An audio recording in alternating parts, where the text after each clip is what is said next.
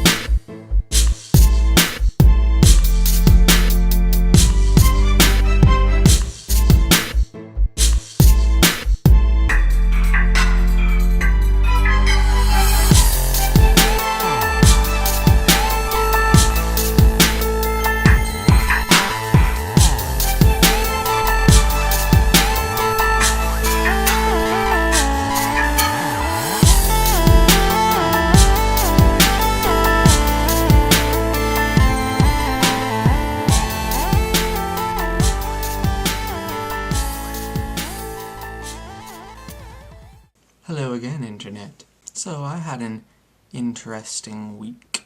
First off, as you may notice, gone. But much more important than me losing my glasses, I had an insane study hall. I believe it was Tuesday. No, Wednesday. Anyway, I have a study hall after my math class, which is one room away. I go in and I see two of my friends, Sam and Sam.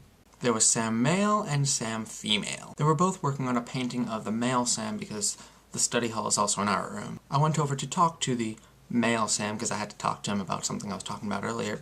Crazy, complicated stuff. I go over, I start talking to him, and about 10-15 seconds into the conversation, the teacher walks in, Mrs. S. Apparently Sam had been talking a lot in the previous class, his art class, and that's why he was still there. And Mrs. S didn't want him talking to anyone else. I didn't know this. I'm going over talking to him, and Mrs. S says, "Hey, no talking to Sam." Alrighty, no talking to Sam. So then I turn across and start talking to female Sam. So then again, she said, "Don't talk to Sam." And I'm like, "I'm not talking to Sam, I'm talking to Sam." Wait. So then a third time, like, "Hey, no, you're not allowed to talk to Sam. I said don't talk to Sam, go back to your seat."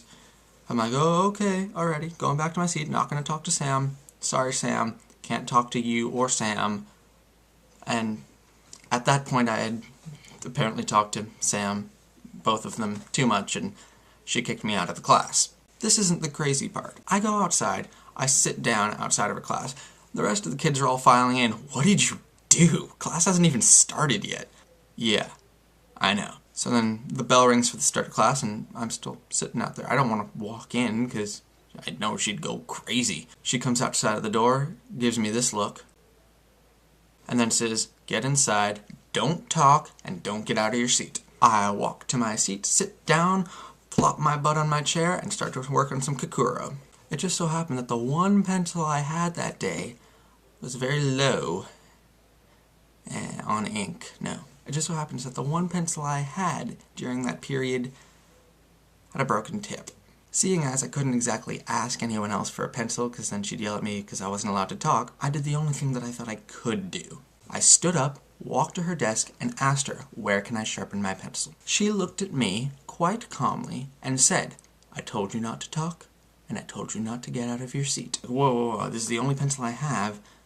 I need to sharpen it. And she just kept on interrupting. Nope. I told you not to talk, and I told you not to get out of your seat. So at that point, I tried to get her attention because I saw a pencil sharpener on her desk. So I thought, hey. because, you know, I need to use it and I don't know sign language. And she purposefully ignored me typing on her laptop.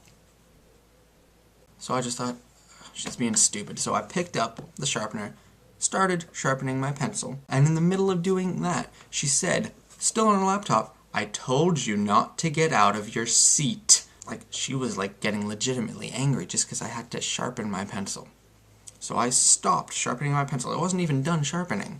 Put the pencil sharpener down and started to walk back to my seat. As she's going off, "I told you not to get out of my seat.